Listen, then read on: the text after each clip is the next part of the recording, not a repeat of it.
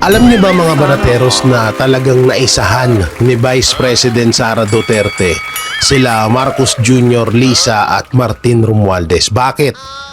Alam naman natin na itong pagbabanta kay VP Sara Duterte ay totoo naman talaga kasi kung isipin nyo hindi niya naman sasabihin na kung ipapategi ako ay may titegi din sa inyo.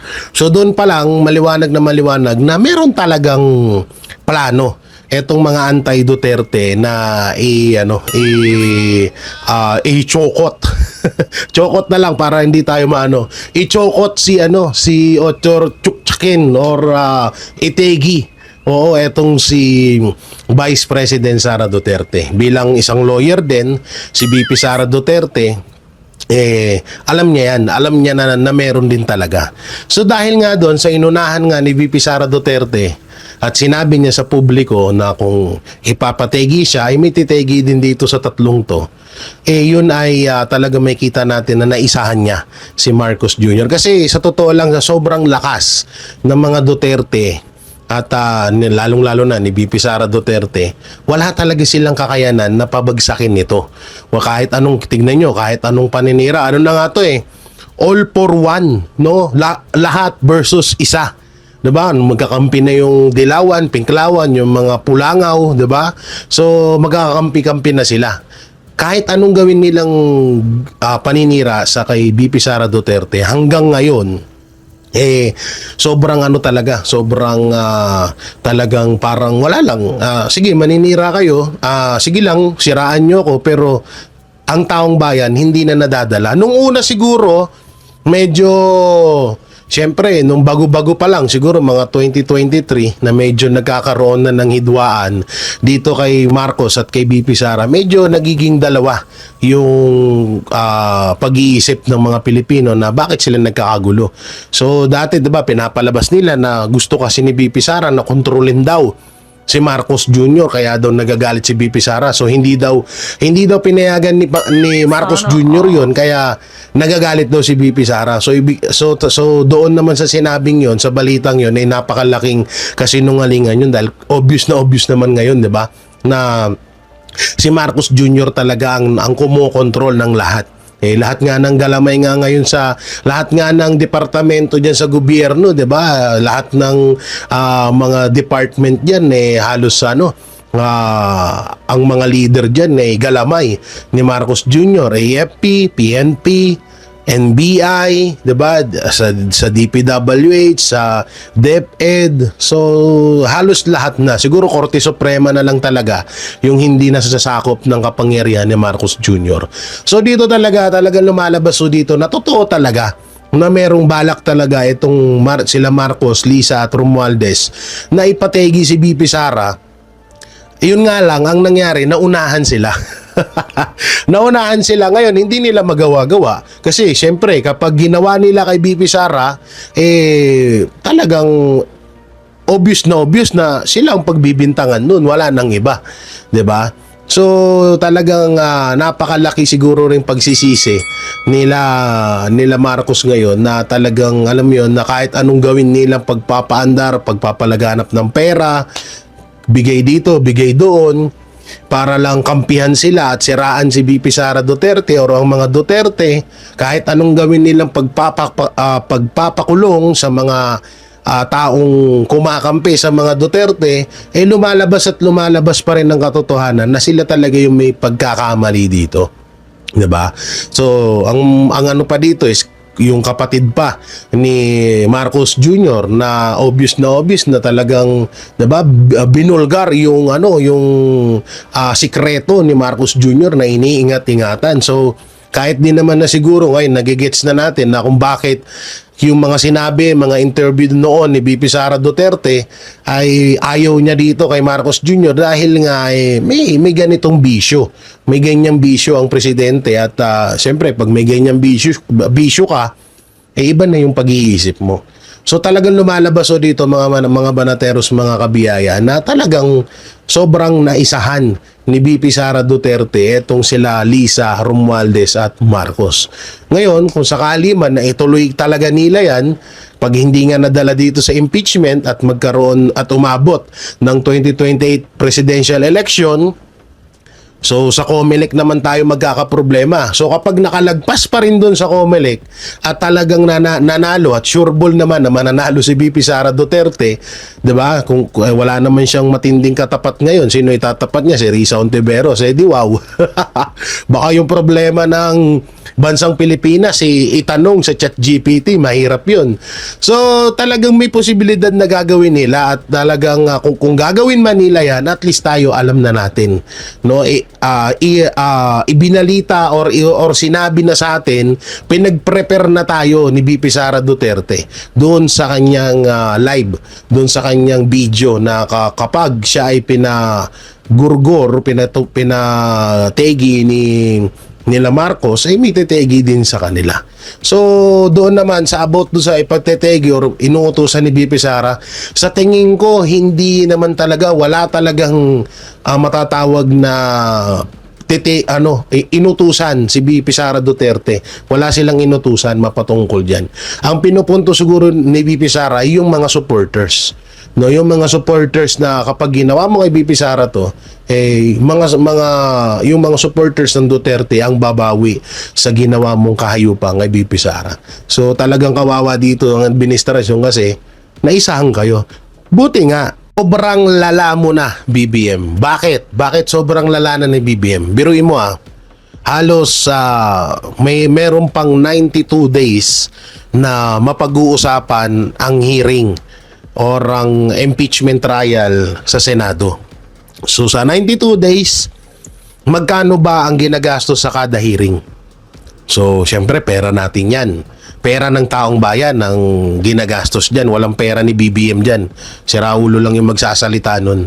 Magsasabi na pera ni BBM yan. So pera natin yun. So 92 days pa. So biruin mo yun Kung yung 92 days na yan, inilaan yan sa Blue Ribbon Committee para pag-usapan ng flood control, i-check natin yung 2023, 2024 na mga budget kung yun ba ay may nangyari ding nakawan, or yung 2026 national budget kung meron bang nangyaring nakawan din ngayon. Paalala lang ulit-ulitin ko, 6 trillion po ang pondo ng 2026 national budget. So napaka-common na lang, na common sense po, no? Na kung nagnakaw nga sila nung 2025, what if pa sa 2023, 2024 at 2026? Ano yan? Inabot lang sila nung 2025? Isang malaking kalokohan naman na tayo, di ba? So sobrang lala, di ba? Yung inilalaan sanang pera diyan sa impeachment na yan, no? Diyan sa impeachment na yan, ay kung yung nilalang pera diyan ay kung inilaan yon sa Blue Ribbon Committee at ang ilagay na senador doon, kung hindi si Marcoleta, Cayetano, si Robin Padilla, basta wag lang yung mga BBM senators kasi alam naman na natin yung kakahinatnan yan. Mapupunta lang yan sa wala at pagtatakpan na naman ang pagiging kawatan ni BBM, Romualdez at Lisa Araneta Marcos. So ganun at ganun lang din naman din yung mangyayari dyan. Pasensya na kayo, pakurap-kurap yung mata ko at hindi ako masyadong makatingin dito dahil nahihilo pa rin ako dahil may trangkaso po tayo ngayon. Hindi lang masyadong halata, no?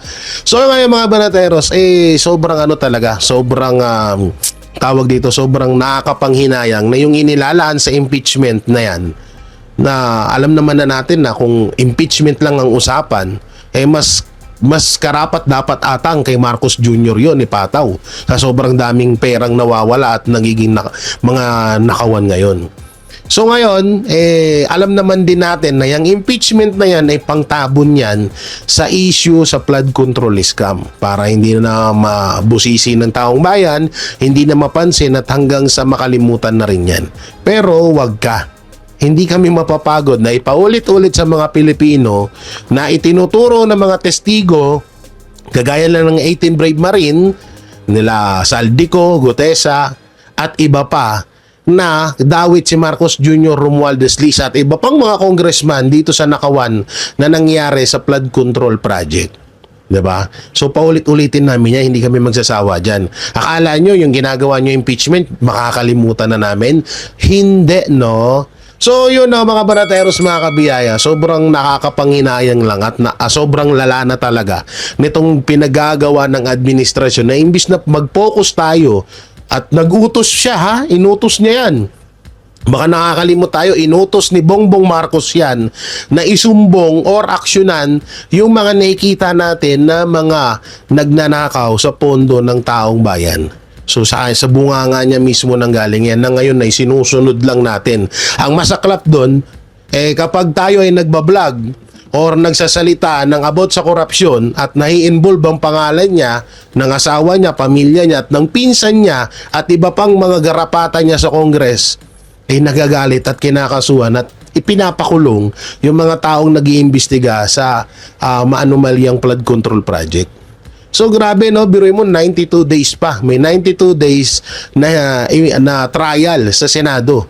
So biruin mo yung 92 days na yon kung inilaan yon na panagutin yung mga corrupt, yung mga politikong involved dito, mga nangyayari, puro lang mga nakukulong ngayon, yung mga lumalaban lang Yung mga lumalaban lang, kagaya nila Senador Marcoleta, Senator Jingo Estrada, si Senator Bato de la Rosa, nagtatago pa rin. So sila lang yung mga napapanagot na kahit hindi naman sila yung nagnakaw. Sila nga yung sila nga yung lumalaban at nag-iimbestiga dito sa nakawan sa flood control project.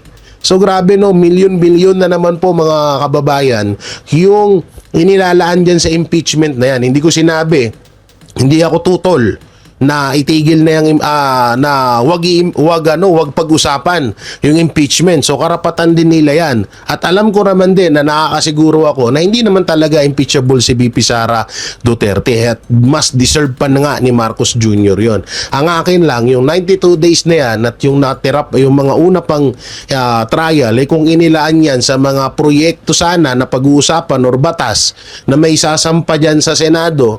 Or kahit nga yun sa flood control scam na nga lang. Kagaya nung una ko sinabi yun, 2023, 2024, 2026. Kung nagnakaw nga sila ng 2025 what if pa dyan sa mga taon na yan? So dapat dyan na lang inilaan yan. Kaso wala talagang sobrang lala na ni Marcos Jr. So kayo mga banateros, anong may kukomento nyo dito? O diba? Di lumabas din ng katotohanan na si Marcos Jr. talaga ang may pakana sa impeachment laban kay Vice President Sara Duterte. Tangina, dati pa deny ka pa na sayang sa oras yung impeachment na yan. Kung ako sa kanila, tigilan. Ulol. O eto, basahin natin BIR box umano ni VP Sara Duterte ipapabukas kay Marcos Jr. Di kayo din yung nanglaglag sa sarili nyo mismo. Kayo din mismo yung nanglalaglag kayo din mismo naglalaglagan. 'Di ba? Samantalang dati may mga interview pa si PBBM na hindi daw papa-impeach, sayang nun daw sa oras. Tapos may mga hindi niya daw hawak yung desisyon ng Congress kung i-impeach daw si VP Sara. Diba? Sabi pa tigilan nyo na yan. Sayang lang yan sa oras sa pagpapa-impeach hanggang sa nagkaroon nga ng rally ang Iglesia ni Cristo at ginamit nila yung sinabi ni BBM na about nga doon sa impeachment. So tutol daw si BBM dyan sa impeachment na yan. Tapos ngayon siya pa ang magbubukas ng BIR packs. Aba, galing po. Ayoko lang magmura dito So ang galing, no? Ang tindi ng ang tindi rin ng taktika nitong mga to. Magde-deny ngayon, bukas sa amin. Ang galing, iba talaga. Iwan ko lang, iba talaga siguro kapag ang advisor mo ay si Larry Gadon, no? So gawa ng siya nga ang pinakatulongges na lawyer sa kasaysayan ng Pilipinas. Ikaw ba naman 2 beses kang madisbar, ikaw lang ang nakagawa nun. So talagang lihitin mo ngayon, kumpirmado 101 million, 1 trillion percent na si Marcos Jr. talaga ang may kagustuhan sa impeachment laban kay Vice President Sara Duterte. Diba? So, inaamin na nila ngayon. Lumalabas na mismo sa mga bunganga nila. So, grabe. Ang tindi talaga, no? So, ang ginagawa nila ngayon, Puro deny, deny, deny, walang aamin, tapos bandang uli, sa totoo siya nga lang, nagiging ano na nga nagiging matapang na tong si BBM kasi ano na siya dati puro siya tanggi, puro siya hindi alam, so ngayon parang pinamumukha niya na sa atin na talagang siya ang pasimuno ng kaguluhan dito sa Pilipinas at dito sa impeachment laban kay Vice President Sara Duterte. Ang lupit, no? Pero alam naman din namin yan. Alam nyo, bukas sa makalawa, sabi nga nila, ngayon, panahon nyo, may panahon din kami. Kung panahon ni Marcos Jr. ngayon, may panahon din si VP Sara Duterte. Yan yung inaabangan ng taong bayan, na makita ng taong bayan. Siguro tataas yung trust rating ni PBBM or ni Marcos Jr. kapag siya ay nakakulong na. Bakit? Kasi doon sa kulungan, wala na siyang gagawin. Talagang tiwala ka na safe yung pondo, safe yung, yung bansa natin kasi nakakulong na siya. So, ayan yung aabangan natin yan. So, mga banateros, mga kabiyaya, ngayon, ay pumapalag na talaga si BBM at pinamumukha niya na talaga sa atin. Hindi na siya nagde-deny, hindi na siya umaano na, ano mo yun, yung about dito sa impeachment na to. Ang tanong, bakit ba sobrang galit na galit ka kay VP Sara Duterte samantalang yan yung nagpapanalo sa'yo? Nagtatanong lamang ako bilang isa rin ako sa mga nabudol mo, isa rin ako sa mga bumoto sa'yo. Pakisagot nga, BBM. Sa impeachment, okay? Kasi Yes, marami sige. excited. Yan. Sige. Opo. Ayun, ayusin lang natin yung ating okay? No problem. Dito po sa impeachment natin, attorney, unahin lang muna natin, no? Nakalipas na po yung tatlong pagdinig. Kaso, kung ikaw ay ordinaryong tao, parang mababagalan ka sa takbo ng proseso. Kasi hindi po usual o regular na nakikita ng ordinaryong tao yung nangyayari sa courtroom. Bihira lang yan. Yung nakakaalam yan. At ngayon, naging publicize ito. Normal na ba ito sa isang trial, kahit sa courtroom, regular court, attorney? Yes po. Actually, ang nangyayari is, alam natin na maraming naiinip. Kasi in reality, gusto nila yung bakbakan talaga. No? However, hindi po yan nangyayari pagdating sa actual na kaso because meron pong rules na kailangan po ilatag ng mainam ang ebidensya. Kaya nga, then, pag hindi kasi malatag ang ebidensya ng tama, pwede po ito maging inadmissible. Hindi na ma-rule on the merits, but it would be saying that there is a failure to introduce the evidence needed for that particular offense. No? Kaya maraming nagsasabi na dapat sana yung defense stipulate na lang nila yung existence of the video. Total, napanood naman namin yan. Nandyan naman yan. Nakita namin ng lahat. No? Tapos, ang sabi nila, dahil sinabi ni Attorney Binluan na inadmit, so dapat ganun lang pa rin pala. Tanong-tanungin pa nila, inadmit naman kasi sabi niya, salita daw yun ng isang nanay at kapatid at bilang asawa, no? Sabi yan. Now, yun ang pinapalabas nila, no? So dapat daw kasi undeniable ng existent nun, dapat ang defense should have just admitted it. Yun po yung mga senyales na nababagot at naiinip na po yung mga tao para bakbakan na po kung ano po yung tinatawag nating mens rea, yung criminal intent, no, by doing that, by making that statement. Ano ba ang interpretasyon niyan? Gusto kasi na doon ang argument whether or not yun po pa talaga is grave threat, no? Parang gusto nila i-shortcut na hindi na kailangan yun kasi talagang kailangang diretso na tayo sa discussion na ito. Yun ang kanilang gusto, Admar. Oo nga, kasi kumbaga, sabi nga, nung nakapanayam ko si Attorney Panelo, milyong-milyong tao na nakapanood nito. Naging trending ito, hindi lang buong Pilipinas, worldwide. Pero nakikita nyo po ba na maaring estratehiya ito ng PROSEC para mapahaba at laging ma-instill, matatak sa utak ng tao yung ginagamit na terminong ipapatay, merong kinontrata, ipapatay, lalo na yung pag-deliver ng PROSEC, attorney? Yes, I respect the view of Attorney Panelo, no? Pero to my mind, no, hindi kasi pwede mag-apply yung ganyang klaseng style sa ganitong klaseng proceedings. Malamang po sa regular courts natin pwede yan, no? But in this kind of proceedings, hindi po pwede.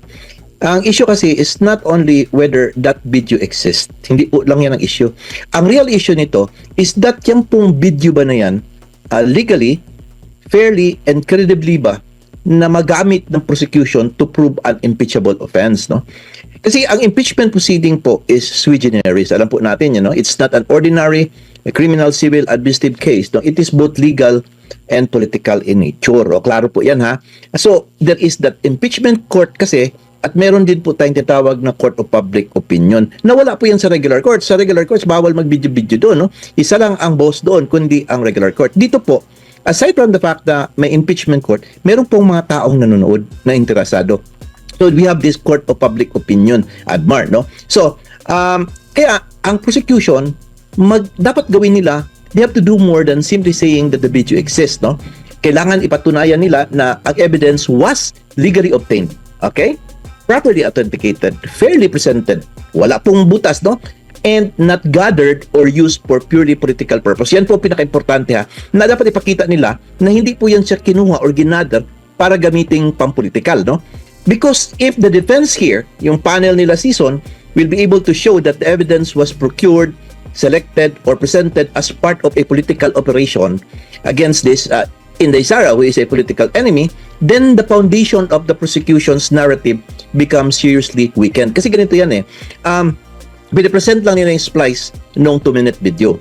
Now, we have to know the whole context. At saka lahat po ng surrounding circumstances, not only that video, but what happened during that day, the day before and everything. So, kailangan ma-establish po yung synchronized and consistent na pag-persecute o pag-o-oppress kang Inday Sara. That's the reason why she had said that, no?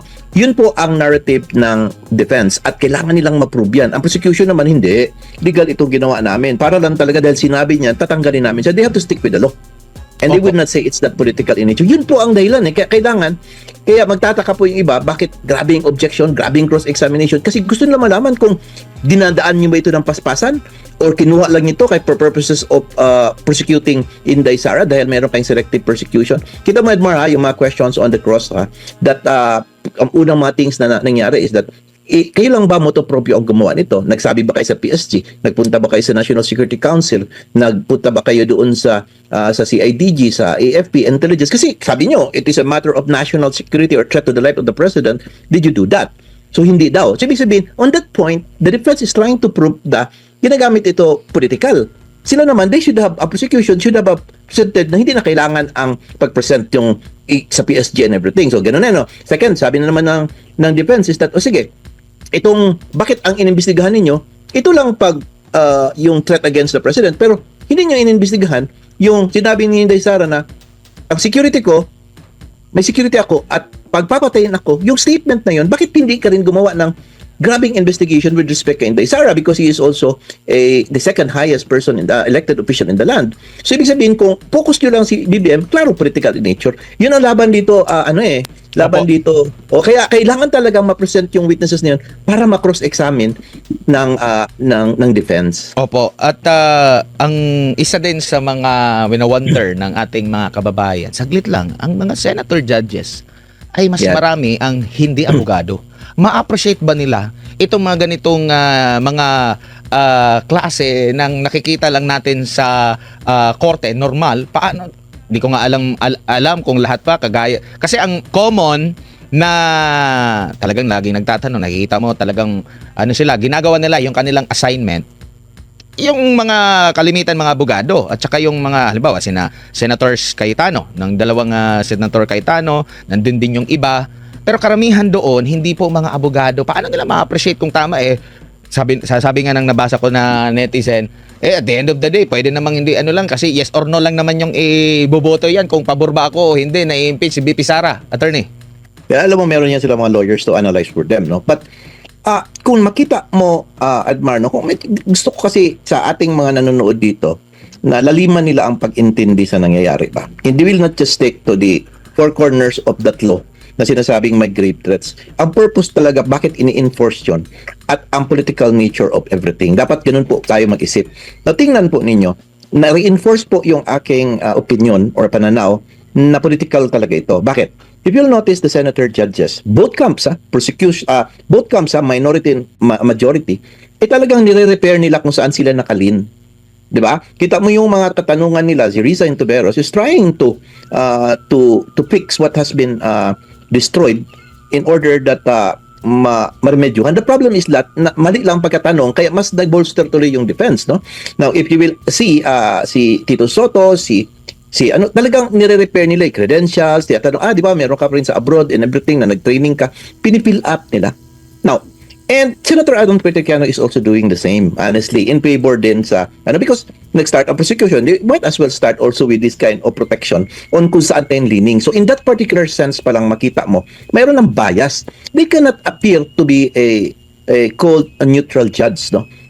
Kahit na ano pong pilitin ni Senator Escudero by saying hindi, dapat we should appear impartial and everything, they cannot do that because it is political injury. Meron niyang party affiliation eh.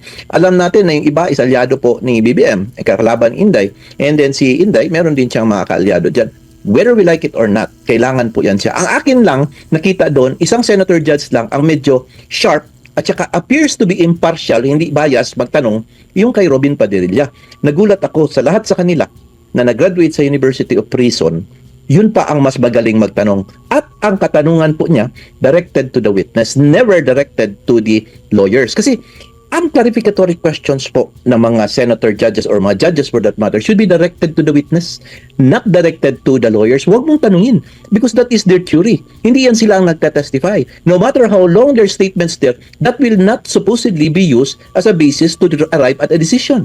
Dapat a basis may evidence na piniresenta. Ganyan yan siya, Mar, no? Ang style ng impeachment dahil nga sui generis ito siya. Walang limitasyon sa kung ano yung itatanong maliban na lang doon sa pinuna na parang pang last part na dapat, attorney. Alam mo, Mar, ang problema niyan man, the problem is that can the lawyers object to the senator judge? Of course, they would not do that kasi magagalit ang judges sila. They do not want to get the ire of the judges. But ang kapwa naman na, let's say, a presiding officer, kahit na presiding officer siya, just remember, ano lang yan, kung equal lang niya senator siya. Tapos yung nagtatanong pa is kapag majority. So, ibig sabihin, mild nakakapagsabi siya to remind and everything, hindi na ko control eh. Who will control? Who will stop them from doing that? Diba? So, ang nangyayari is that napapatuloy-tuloy. Now, I think here, honestly speaking, Jesus Escudero is trying his best to contain things, no? So that to make the impeachment proceedings as neutral as possible. As at least naman lang, magiging fair proceedings sa tingnan man lang kahit na sa pananaw ng mga nakikinig, no? Apo. Although in reality, Mar, hindi mo talaga pwede tanggalin ang biases dyan. Kasi political ka in nature eh. Opo. Doon sa pagpe-preside ni Senator Chis Escudero, mapapansin ba na alam naman natin kung ano yung nangyari sa kanya, di ba? Galing sa Yes.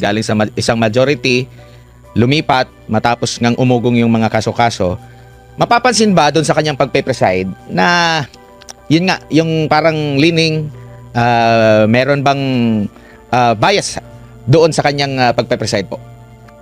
Yes po. Actually, sa simula pa lang, meron na siyang leaning. But I will tell you this, no? This is just my opinion. At inobserbahan ko pa, bigla siya naging Trojan horse eh. Nagulat ang lahat nung dineclare niya na 16 ang 2/3 of 24. Even yung mga kaalyado niya, they did not expect that. That he will said that the decision and the determination by this impeachment court should be 16 or 2/3 of 24. Now, kanino po nakalid yan? Kung tingnan natin, nakalid yan doon sa defense.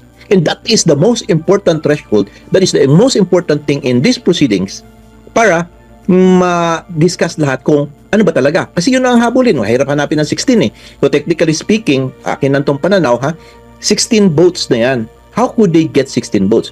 Technically speaking, pwede hindi na lang tayo mag-present ng evidence, pwede na tayo magbotohan ngayon. Diba? Because as I said, it is political and it's all party affiliations. But it cannot be done, Admar. Kasi kailangan talaga na ang prosecution, ipakita nyo talaga. Kasi meron pa tayo isang court yung court of public opinion. And they have to present to the public that ito yung ebidensya namin. Kasi nagyabang kami doon sa likod ng microphone noon, sa Committee on Justice of Hearing, we have to prove na talagang may kasalanan nito si Inday Sara.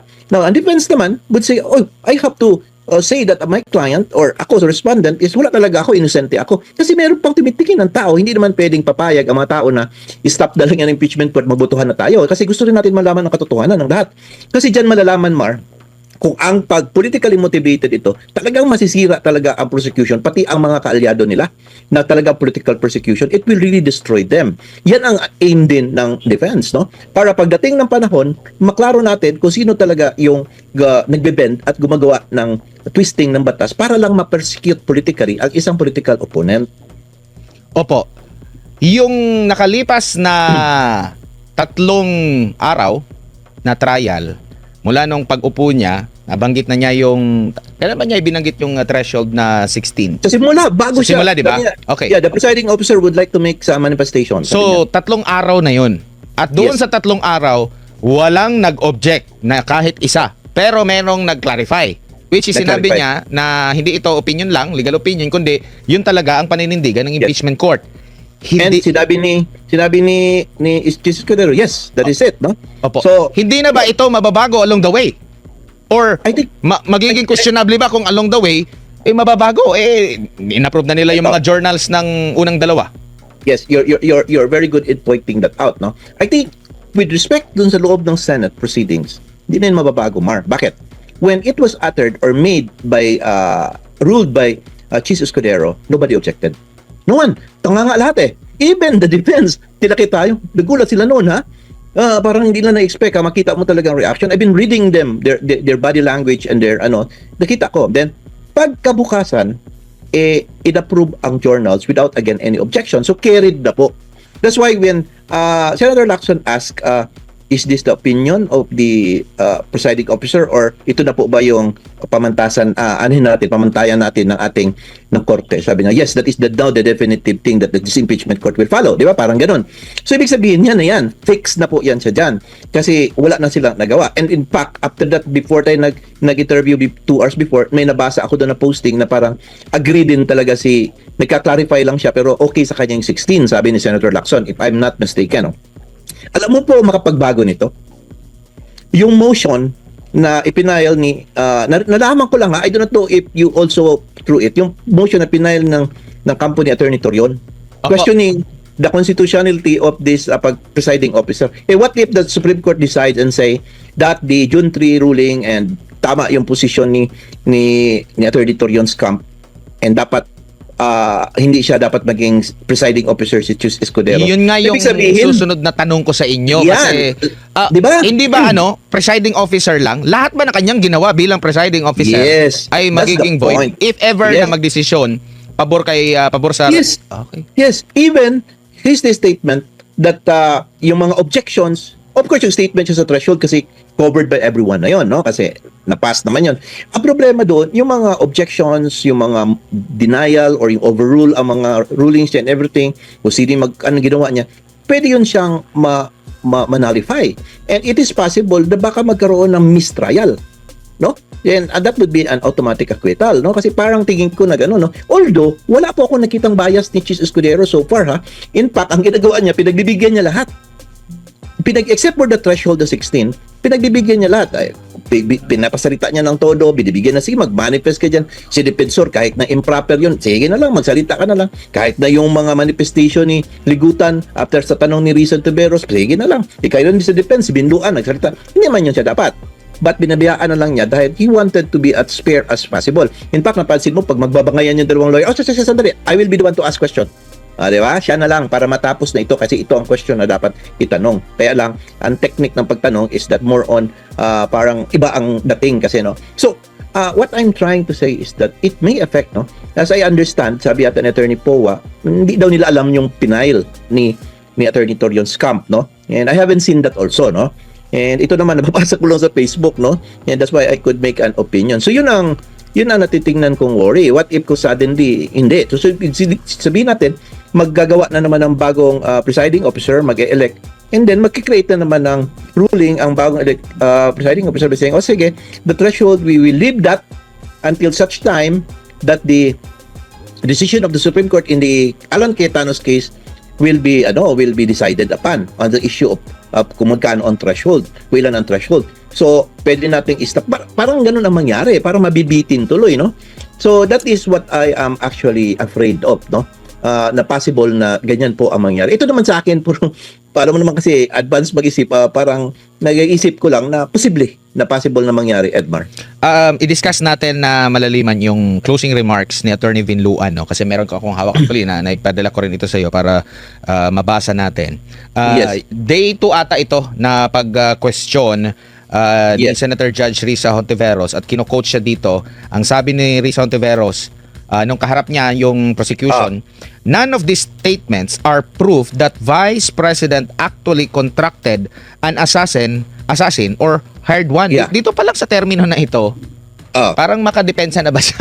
Oo. But look i-continue mo ang tanong. I-continue mo. Sabi niya mo rito, ang none of these statements are proof that Vice President actually contracted an assassin or hired one. She is absolutely right, sabi ni Attorney Vinluan. Yes. She then asked the question. Sabi daw ni Senator Risa, why are these acts impeachable? To this question, sabi ni Attorney Vinluan, the prosecution responded, we understand that these statements may not actually 100% prove that she in fact contracted an assassin. An assassin, end of quote. Attorney. Yes. It was a wrong framing ng question ni Hontiveros at siligutan niyo nang sumagot yung prosecutor, 'di ba? Kasi dapat sana nag-establish lang siya. No, so this video does not prove na merong na-hire na contract killer. Yes, okay. Dapat nag-stop na siya doon kasi it has already been damaging. Pwede niyang tanong sana, so are you going to present another evidence to prove this existence or the hiring of a contract killer? 'Di ba? Kasi technically natanong din yan kay Ligutan and he said, yes, we will, Your Pero Honor. 'di ba, Para- yan yung sa issue din kay NBI Director Matibag na meron daw silang ano na. siyempre. So kumbaga, may kulang doon sa question kung napapabor sana sa prosecution. That is where Matibag will testify on next week. Yan, yung kanyang investigation na meron silang investigation na nangyayari and that siguro sabihin niya, we are trying to gather facts pa lang or meron na sila or baka meron silang tao na ipipinpoint na we talk to this person at ito talaga yung hard killer. So, you know how Matibag will justify it, no? And testify next time. Kasi wala man talaga siyang ibang purpose i-testify si Matibag except that. So, I think siya yung investigation niya with respect of determining who is this contract killer. Kaya lang, ang problema, balikan natin doon kay Hontiveros, sa Bisaya, pag-ipakipinan pa niya kung tana ba, nagtanong pa siya ng dagdag by saying that, how can this be an impeachable offense? So, ang nangyari, Attorney Ligutan was forced to talk about the theory of the prosecution and which said, we cannot 100% prove that in this video and everything, no? But I'm as a lawyer, I'm not talking as a lawyer, but for moral and something like that. Parang, it is a damaging thing, no? And now, he cited the Rule 130, kung paano i-prove, etc., etc. So, malayo na, no? Because of these questions that supposedly na tinatanong ni Senator Risa Hontiveros, nakatulong tuloy, mas lalo, sa defense at nakadiin tuloy dito sa prosecution, 'di ba? So, 'yun ang aking analysis dito. Pero part lang 'yan siya, part lang ito. So, gaya ng sabi ko sa iyo, Admar, sana po ang senator judges will have a ruling or definite ruling na do not ask questions from the lawyer. Ask the question from the witness. Kasi ang mga witnesses ang dapat yung tanungin to clarify some things or question the witness because hindi nyo naintindihan at gusto nyo ipaintindi sarili. Para bang research person, tanungin nila ba? Tanungin, hindi yung abogado. Opo. Doon naman po sa pagpe-play kahapon ng video, parte ng buong video, yung pag-uumpisa pa talaga ng bahagi kay Attorney Zulaika Lopez. Yes. Gaano ito kalaki na may tutulong sa ebidensya? Ano ba ang na-establish dito na dapat maintindihan ng publiko? Yun ang sinasabi ko. But I know you also thought about it, Admar, no? But you know for a fact that yun nga ang context eh. Kaya nga importante ang video na hindi siya i-stipulate as existing because we have to know the whole context. Now, the fact that the prosecution only presented the portion where Princess Maui asked question and until nagsagot si BP Inday Sara, it doesn't speak the whole story. It doesn't show the whole story. No? So, you need to look at the entire videos, which I think the prosecution did. Sabi niya, hindi natin isali ito kasi delikado ito kasi masisira konteksto. So, focus sila splice sila na dito lang. Ang defense naman, pinag-aralan ang full video, bakit din na sinali ito? Isali natin ito kasi ito talaga yung magpapabigay ng konteksto natin na talagang political persecution itong nangyayari. At saka hindi ito grade threat. Talagang ang galit ni Inday because of this. Dahil talagang meron talagang consistent or persistent persecution sa kanya. So sabi natin nga, political nga eh. Kailangan taguin ng prosecution yung evidence na yun and present only hanggang dito. And defense naman is to destroy that and to show that this is really politically motivated. So, yan ang purpose talaga ng gawin. Kasi take note po sa Rule 132 natin sa Rules on Evidence, if the one party presents only a portion of that video, the other party may use all other portions connected therewith to prove that a different fact or to bolster or to add or to see the whole context kung ano talaga ang nangyari. So parang ganun po ang technique, no? So, kaya nga sabi ko, in this particular sense, the defense actually was able to establish important points that would show that they won that round. For me, opinion ko lang naman yan, they won that round. Opo, dito naman sa part ng closing remarks ni Attorney Binluan, sabi niya rito na dagdag siguro context. When VP Sara uttered those words, she was not responding as Sara Duterte, the vice president, but Sara Duterte, the wife, mother, daughter, and sister, who only sought to protect her own family and her family members' lives. Operation Romanov is in place, and the threat against their lives is real. VP Sara became the target of unauthorized intelligence and surveillance operations by government operatives that exposed her family to high-level risks and security threats, thereby causing intense trauma and uncontrollable fear. Her homes in Davao and Manila were profiled, and this is proven by classified gazing reports. Her trusted security personnel were removed. Her schedule of official functions like the one in Naga was leaked by intelligence agents, and her security was heavily compromised. Ito yung hindi rin babalita ng husto. Actually, nung nagpo-programa si Vice President Sara Duterte dito sa SMNI, dun sa kanyang nabanggit na rin niya ito. Naririnig na namin din itong mga ganitong usapin, pero hindi masyadong na-highlights ng mainstream media. 'Di ba? Mas more sila doon sa nagmura, nagbanat, pero walang ganito. And doon din sa testimonya ng witness, parang mas mabigat yung investigasyon pabor doon sa mga offended party, pero ang ending hindi yung offended party yung nag-complain, attorney. Alam mo, maganda yan, we will try to break this down, no? Now, I never thought that at first nung nagsali-sali ako ganitong mag-analyze, no, ng politics, is that I never thought na sinasabi nila yung mainstream media they will control the narrative until I experienced and saw it by myself. Talaga, even the captioning sa mga pinipresent nila, magaling talaga mag-caption na talagang really not in favor of Inday. Ito prangka istorya ito. Klaro man yan. Akin man yung opinion, bro, no? So, as I see it, mabuti na lang, merong social media, meron na ito mga vloggers and everything, and I believe nga, ang SMNI na lang ang natitira na nagbibigay talaga ng patas na review, no? And everything, no? So, having said that, yung statement noon ni Binluan, we will go muna sa technicality kasi meron sinasabi nila doon na by doing that, Binluan daw and the defense admitted the existence of the video.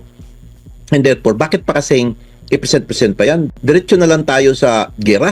Diretso na tayo sa bakbakan. Bakit pa yung object pa sa technicality na yan? Okay. So, because of that Binluan's theory, inaamin na ba nila na existence talaga na truthful yung video? Hindi, not actually automatically, I admire. Kasi kami mga lawyers kasi, may argue kasi yung tinatawag namin assuming arguendo. Assuming. Okay. But, ito yun, no? Even assuming the video exists, the prosecution still has to prove authenticity nga, admissibility and everything, no? But, yung sinabi niya, assuming authentic yan siya, alam nyo, nasabi ito ni Inday. Because ina siya, natakot siya, and everything. Tapos, pinaganda pa rin talaga ng prosecution yung framing na merong casing na siya, mga intelligence report, pinalitan niya mga security personnel niya. Now, we could see, yun ang heart ng kanilang defense. So, ibig sabihin, yun po ang theory of the defense. And that is where the evidence of the defense will come in, yung mga testimonial evidence, yun ang ipoprove nila in court. Kaya nga, sabi ko, hindi nga maganda yung mag-create ng ganyang manifestations na hindi pa tapos ang kaso. Kasi instead that you keep it for yourself, yung mga theories mo, lumalabas ng maaga. Like sa prosecution, lumabas ng maaga. Sa defense, maaga ring lumabas. Diba? So, nagkakabasahan. So, ang gagawin ngayon ng prosecution, yan pala ang defense mo. So, yan ang tutumbahin natin ngayon. Ang defense naman, yan pala ang manifestation na sinabing ligutan, so dito rin kita i-attack. Hindi dapat ganun kasi it should have been kept, no? Basta pag theory po, itaguin po yan siya. Pero lumabas na eh. So, that's how it is now, Admar. Opo, at doon naman muna tayo sa naging issue din na kung may ganito, needed ba ang sa impeachment or sa RTC o MTC o sa regular court isang pa yung kaso? Yung ibig sabihin na ganun. I think the main reason why the defense was asking that is that ganito kasi yan, Mar, kung natatakot ka, tapos meron ka naman capacity na magsumbong or magreklamo, dapat gawin mo, di ba?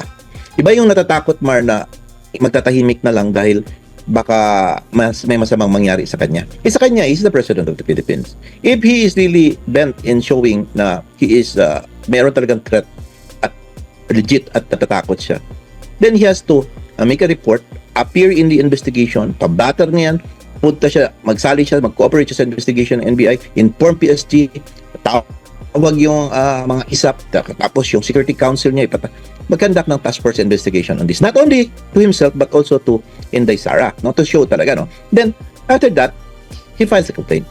He makes an affidavit for that matter.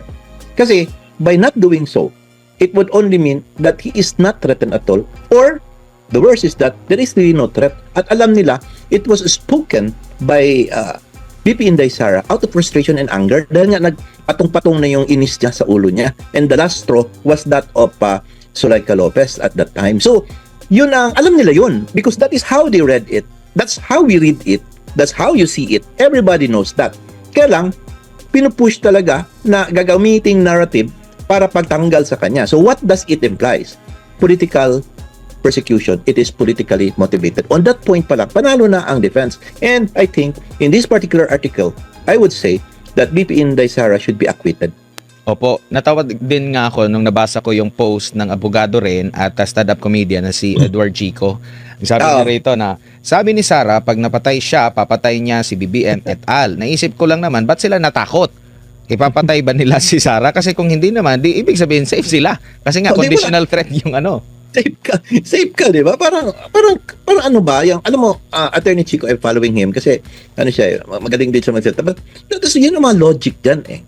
So, klaro po, basta, ito kasi yung guide natin, guys, no, para sa nakikinig din, nanonood ngayon, is that, kapag mapatunayan po, na ginamit po ang impeachment proceeding para sa politically motivated, acquittal yan automatic ha. Kasi, yan po ang rule. Hindi po pwede gamitin ito pang tanggal because of politics, political opponent. Tatandaan po ninyo yan. Ma-prove lang yan ng konti ng defense na merong political color ang ginawa. Then that's it. Acquitted na yan. Opo. Dito naman tayo sa pwede ba na hindi yung offended party kasi halimbawa si speaker naghain din naman siya ng complaint, 'di ba? Yes. May mga senador din naghain din ng cyber libel complaint nung naging tamaan sila doon sa na yun.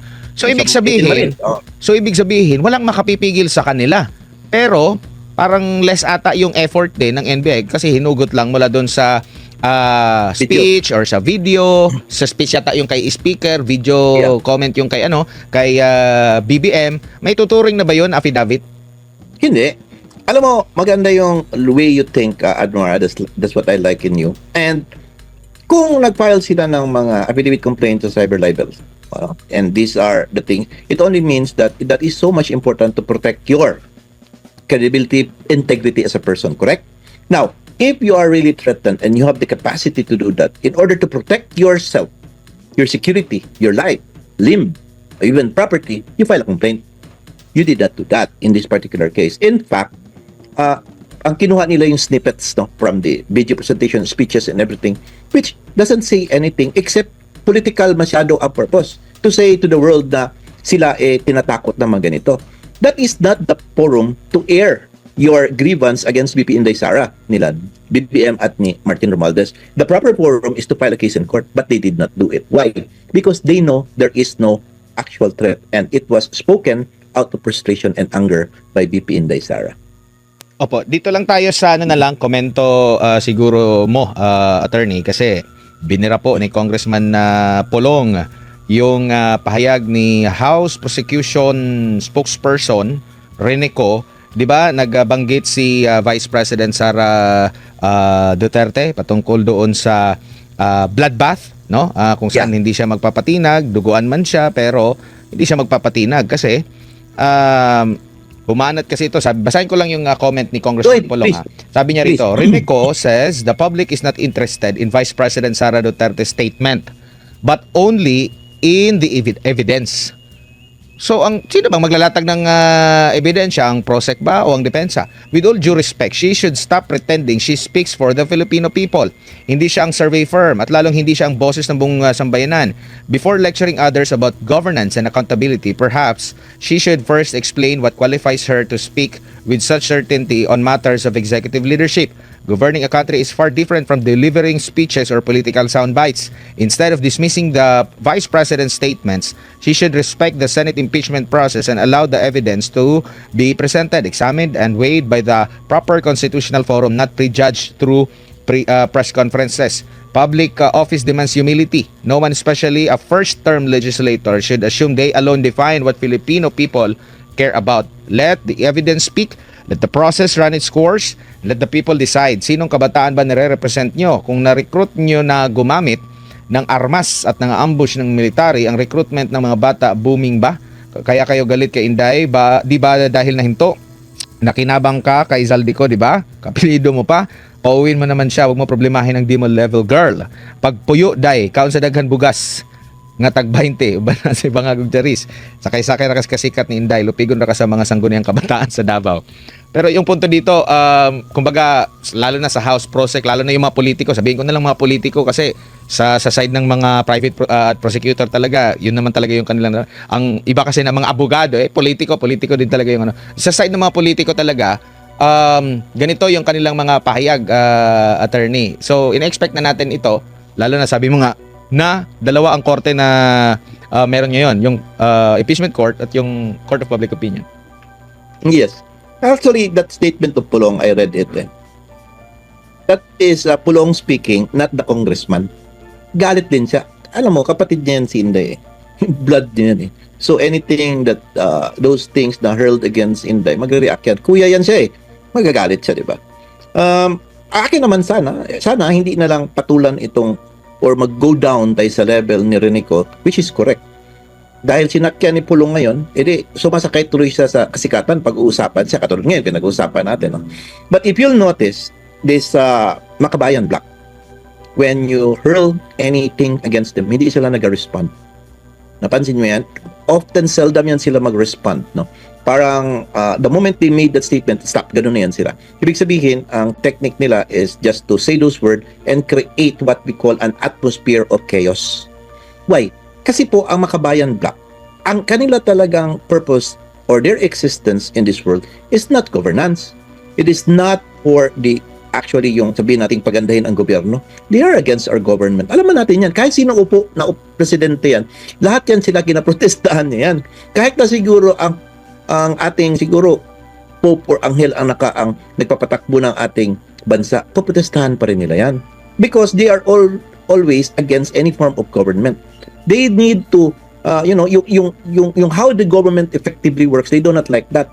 Because if that is the case, they will no longer be in existence. The purpose for which they are created, their group, no, will no longer be important. We have to look at that, no, on that kind of leaning. Ang leaning talaga nila is not this dito democratic world na kailangan ganito pag-govern.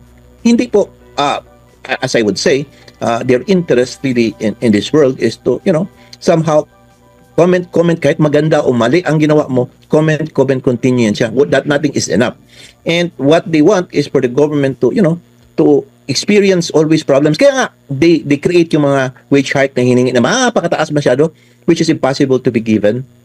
But if it is given also, it will really plunge our country's economy down. So anong purpose talaga nila? It's not to bring up ang government to go down. No? That is really their purpose in this world. That's how I see it. That's how I read it. And that is their purpose. So, having said that, yung sinabi niya yung bloodbath na ganyan ko, anong karakter? Ako, hindi ko na siya sakyan eh. Because at the end of the day, that kind of legislator won not as a person, but they hide themselves doon sa pangalan ng kanilang party list, which akala ng tao na dupe din, na parang naboto sila, di ba? Because they only need how much? 400,000 to get that. And then if they could get that, why one seat na nga sila? Di ba? So that is what I am trying to say. So having said that, ang Makabayan Blocks talaga, they are really not interested to kahit sino government. Alam mo, after this, next na naman yan, titrahin na naman nila si Bongbong. Parang gano'n, no? Kung sino sila mag-alay, kung saan sila maka-benefit. Pag maka-destroy lang sila ng isang form of the government, happy na yan sila. That's why when they infiltrated the lower house with together and they allied with Martin Romualdez and his group, happy na sila noon. And they were able to destroy the image of the lower house, for that attack, no? Now, they were able to file the case of impeachment. Happy na sila by the fact na even if BP Inday has, he will be acquitted in this particular case, which we know she will, happy na sila because they have attained something. What? They created an atmosphere of chaos dito sa ating bansa. Yun man ang intention talaga, and that is the purpose for which they were created. Attorney, daghang salamat sa imong oras o higayon amping sa kanunay sa ulitin na naman na kasi Time next pa. week pa ulit. Time sa wala ka man am I correct, Mr. Admar? Sa